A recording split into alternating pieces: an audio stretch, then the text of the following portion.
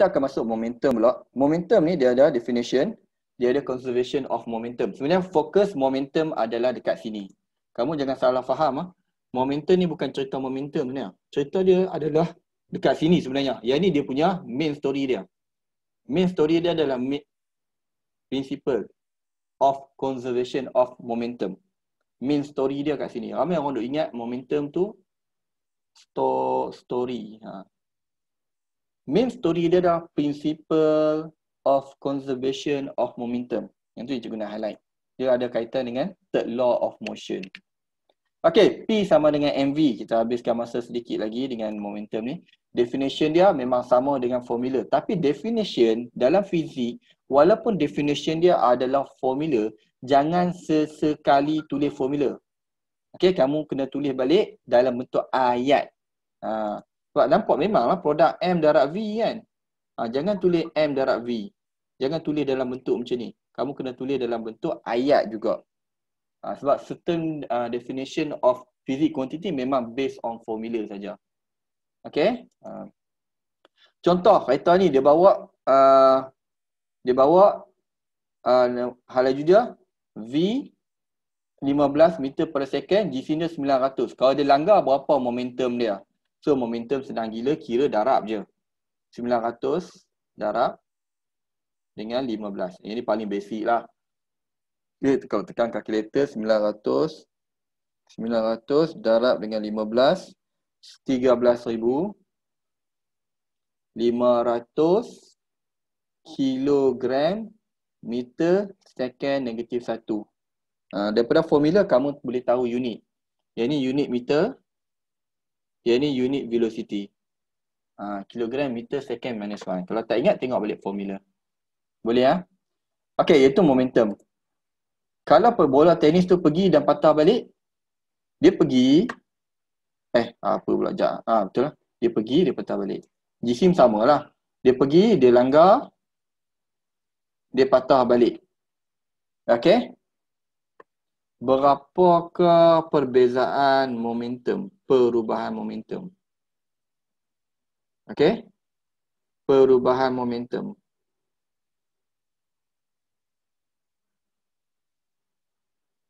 Berapa perubahan momentum dia?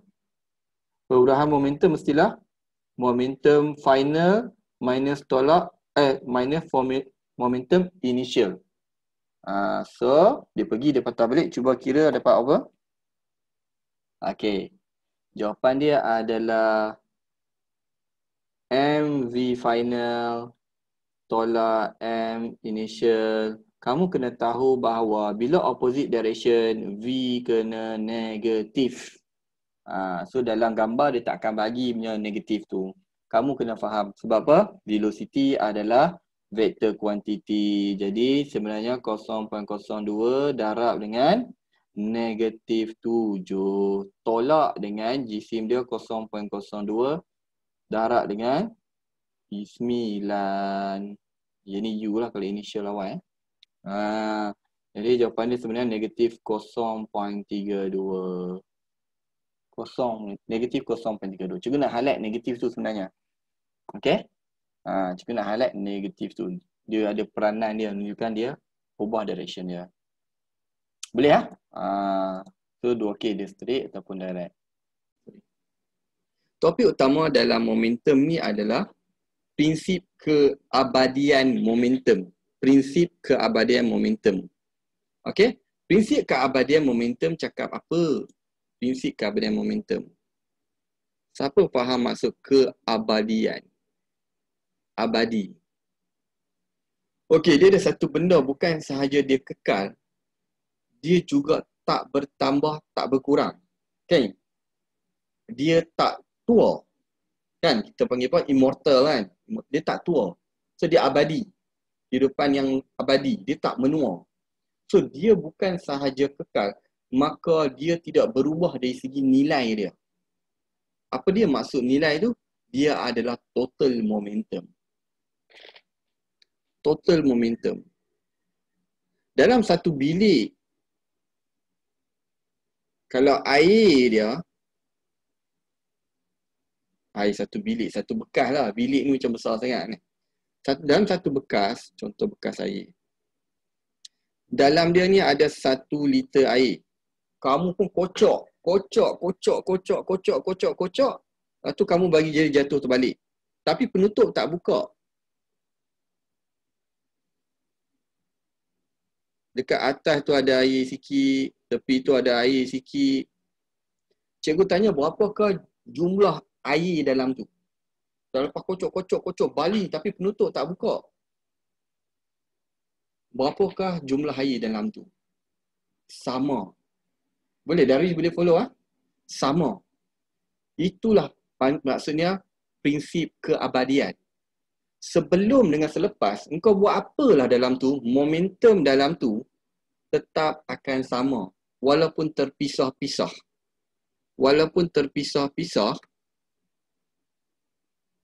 Dia punya total abadi. Total dia adalah abadi. Boleh faham ah? Ataupun mudah cerita dia sebelum dengan selepas sama. Tentu lah. Maksudnya apa? Sebelum dengan selepas, momentum punya jumlah kena sama. Dia momentum punya jumlah, bukan momentum seorang-seorang. Jumlah momentum kena sama.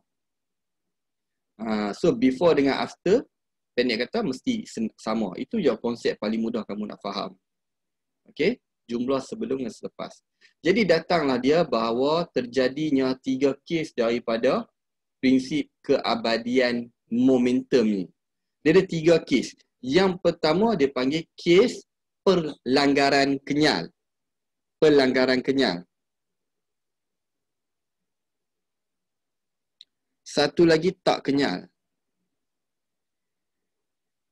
Satu lagi adalah letupan.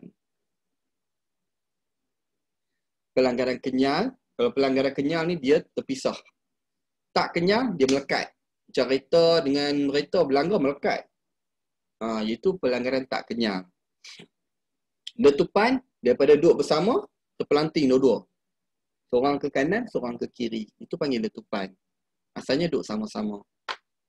Alright, jom kita tengok contoh dia. Contoh dia yang pertama adalah ada sebiji motor. Ni motor ni, ada satu mamat ni.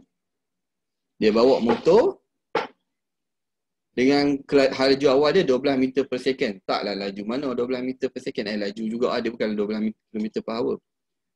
Dia bawa laju. Rupanya kereta ni tengah parking.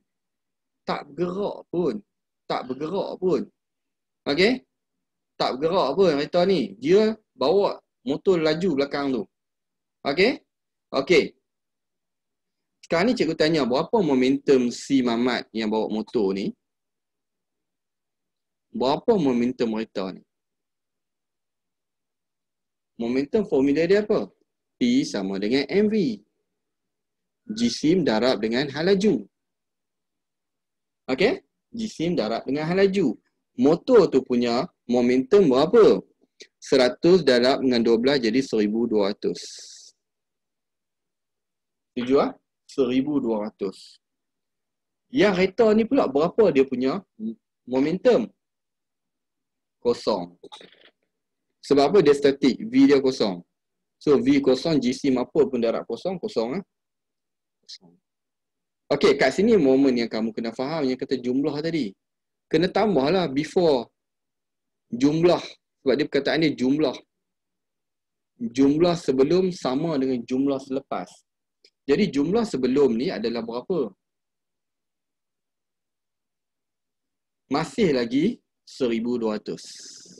Bila kita tambah 1200.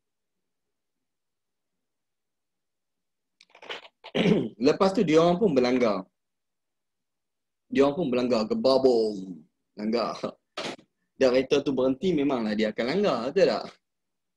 Okey, lepas berlanggar, dia orang terpisah. Kereta tu ke depan sikit, motor tu ke depan lagi tapi dia slow. Dia langgar, kereta tu ke depan tapi motor tu ke depan tak, tapi dia dah slow dah sikit. Daripada 10 dia turun kepada 2. Jadi dia akan tanya berapakah V? Berapakah V? Satu benda yang kita boleh confirm kat sini, apa dia? Jumlah selepas juga adalah sama.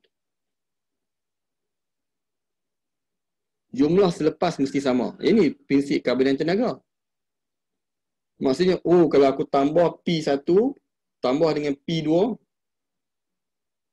dia mesti kekal 1200. Kan kita faham tadi prinsip keabadian momentum kan? Sebelum dengan selepas kena sama. Maka kita pun bolehlah kira, ni 100 darab 2 jadi 200.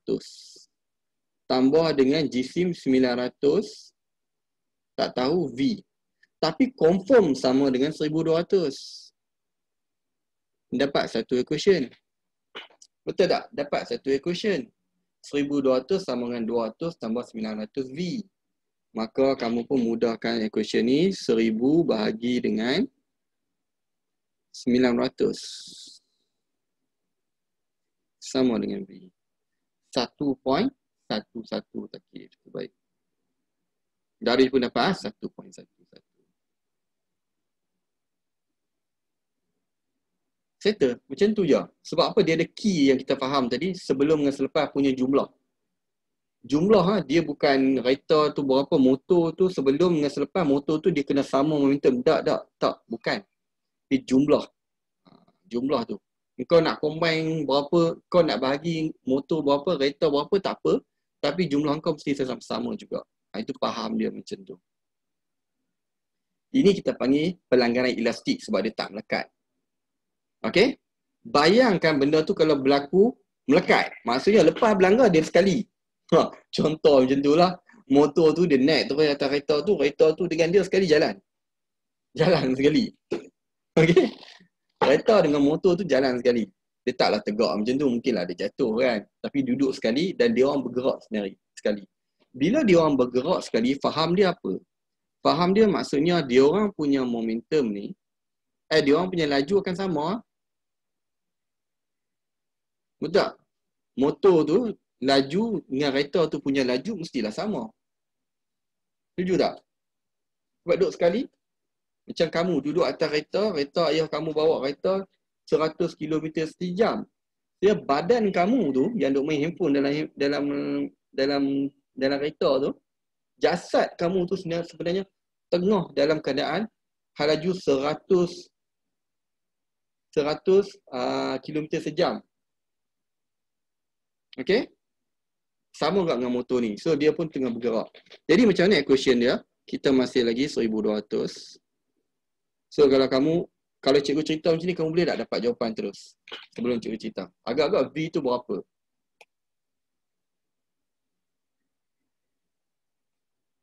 So equation tu dia ada modify sikit. Tak modify pun samalah. Jadi kamu boleh solve juga equation tu. Hasil tambah momentum motor dengan momentum kereta, dia mesti sama dengan 1200. Kalau kamu solve equation tu, V tu dapat berapa? Okey. Konsep kita apa dia? Konsep kita momentum selepas mesti sama. Jadi momentum motor ni satu. Momentum motor ni satu. Tambah dengan momentum kereta ni 2. Okey. Kita tahu dah. Kita akan tahu dia sama dengan 1200. Dan MV lah. GC motor 100 juga. So dia jadi 100. Laju dia tak tahu. So kita panggil V. Tambah dengan kereta punya 900. GC dia. Darab dengan laju dia pun tak tahu. Kita letak V. Jadi dapatlah satu equation. 1200 sama dengan 100 V tambah dengan 900 V. Kalau kita tambah dua-dua ni, kita akan dapat, sebab V dengan V boleh tambah lah. Jadi 1000 V. Pindah 1000 ke sana, dia jadi bahagi.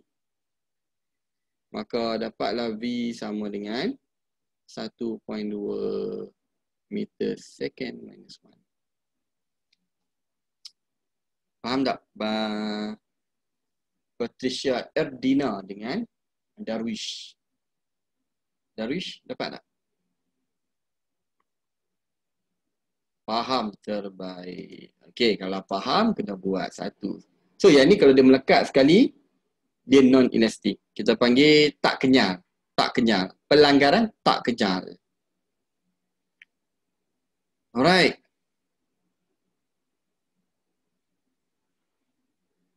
Dua kereta ni, kereta mahal pula tu kan, berlanggar. Berlanggar dan pelanggaran tu adalah elastik lah.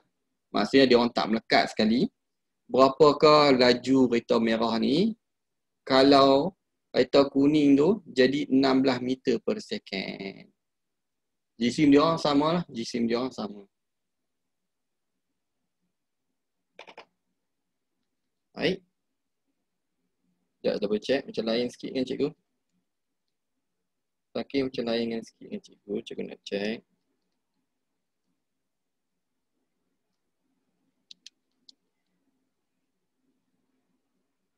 Cikgu dapat 19.15. Betul tak? Ke cikgu salah?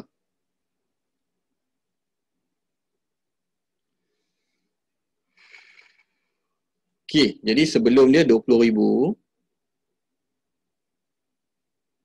tambah dengan yang ni berapa tadi?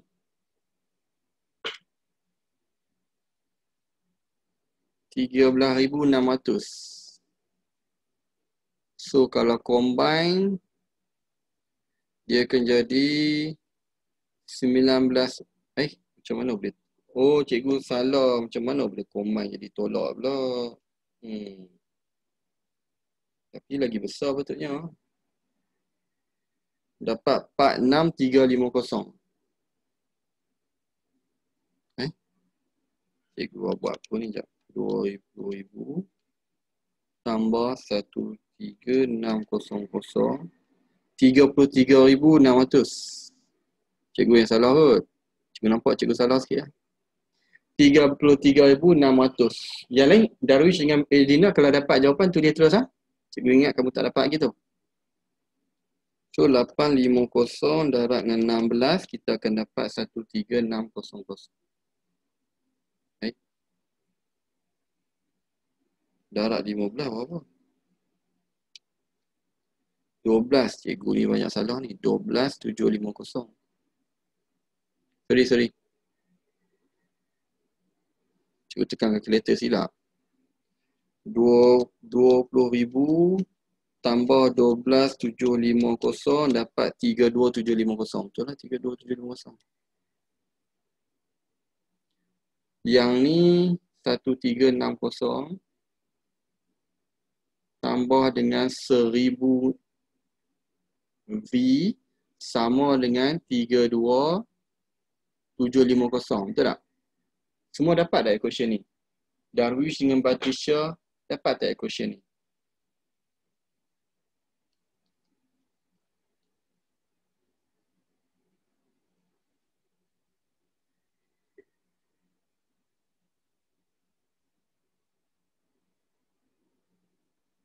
Lepas tu kita pindah sana jadi tolak. Tolak dia jadi 19,000.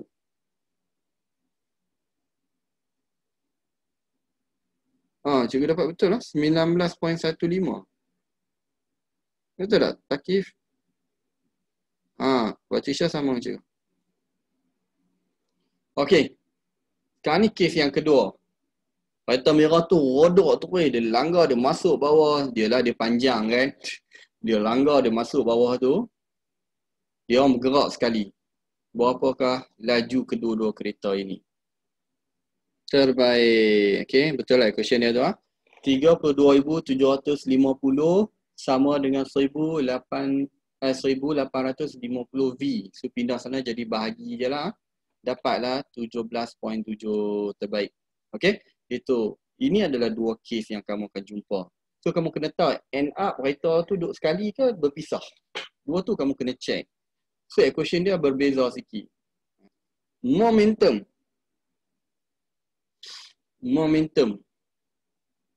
Yang ketiga adalah letupan. Okey, letupan ni, let's say ada sebiji bola dalam satu meriam. Okey, cikgu nak tunjuk kamu macam mana gerakan dua benda bila dia meletup. Okey, cikgu share ni ya. Ada meriam dia tunjuk. Kembang sikit tak apa, clear tak apa. Bila dia panaskan, tengok gerakan di antara meriam dengan peluru tu. Nampak tak?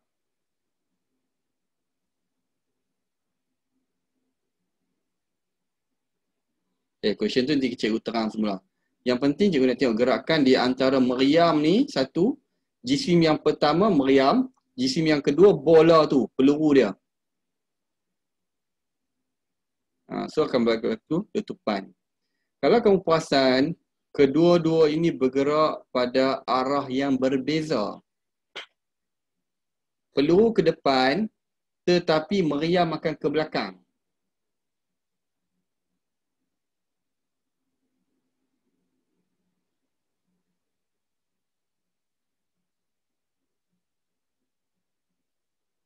Okey? Tu cerita dia. Okey, kita masuk balik tadi. Nak cerita bagi apa dia?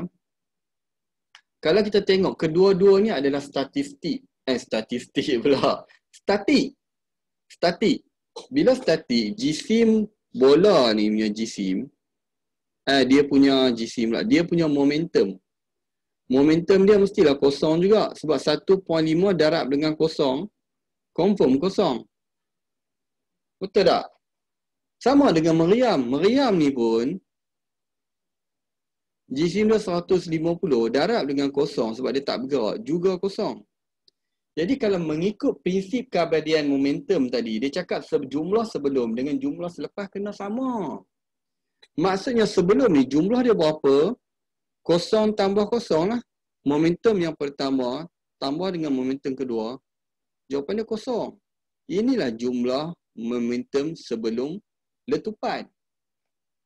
Lepas letupan berapa? Kalau mengikut prinsip keabadian, jumlah sebelum dengan jumlah selepas kena sama. Jadi maknanya apa? Selepas pun kosong. Setuju tak statement cikgu ni? Jumlah sebelum momentum, jumlah sebelum letupan kosong, jumlah momentum sebelum pelanggaran ataupun sebelum letupan adalah kosong. Jumlah momentum selepas pelanggaran juga adalah kosong.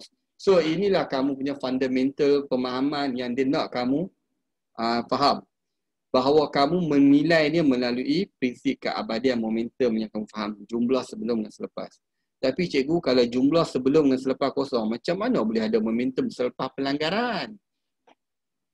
Selepas letupan, macam mana boleh ada nilai?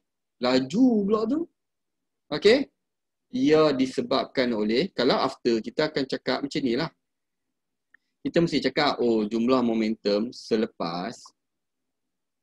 Kan? Seorang pergi depan, seorang pergi belakang. Logiknya kita akan cakap, momentum yang pertama, tambah dengan momentum yang kedua, sama dengan kosong juga. Sebab jumlah sebelum kosong.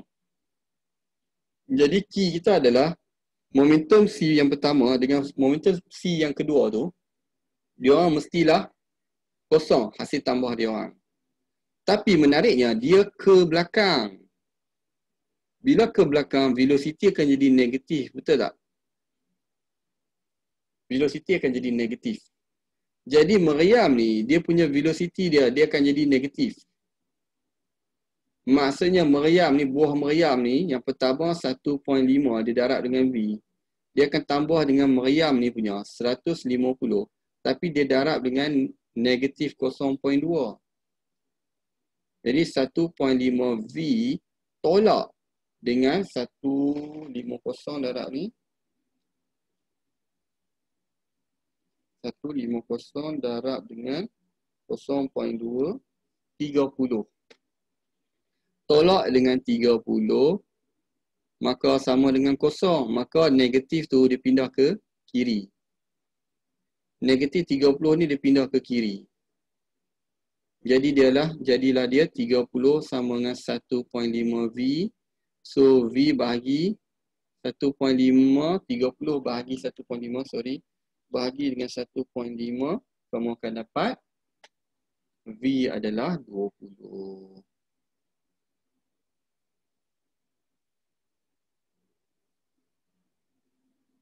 So V tu dapat 20. Weh, laju cikgu, macam mana boleh jadi kosong? So daripada formula ni kita boleh modify. Dia akan jadi negatif. P yang kedua ni dia akan jadi negatif. Jadi dia akan jadi kosong sama dengan P1 tolak P2. Cikgu bawa negatif ke kiri. Negatif P2 ke kiri, dia akan jadi Rupa-rupanya formula untuk pecutan adalah momentum kedua-dua objek ni adalah sama. Momentum kedua-dua objek ni dia kena sama. Kalau pergi depan 10, momentum dia belakang pun 10. Baru boleh jadi kosong. Betul tak? Baru boleh jadi kosong.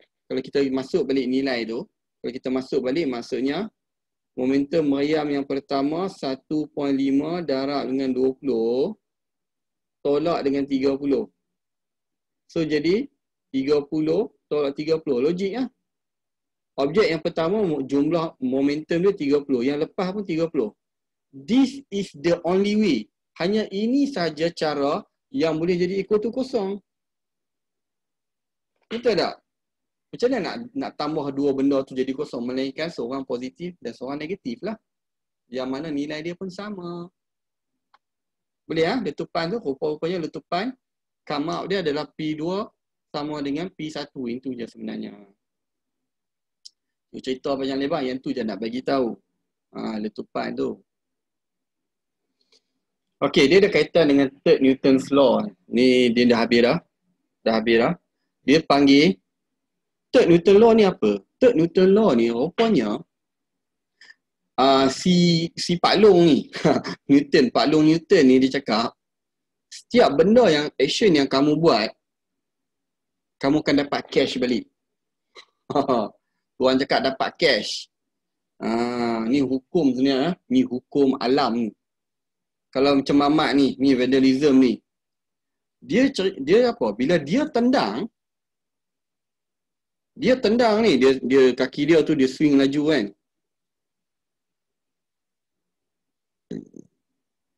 Dia apply, contoh dia apply daya tu, contoh daya yang dia apply adalah 100 Newton. Bila dia apply action dia 100 Newton, dia langgar dinding tu.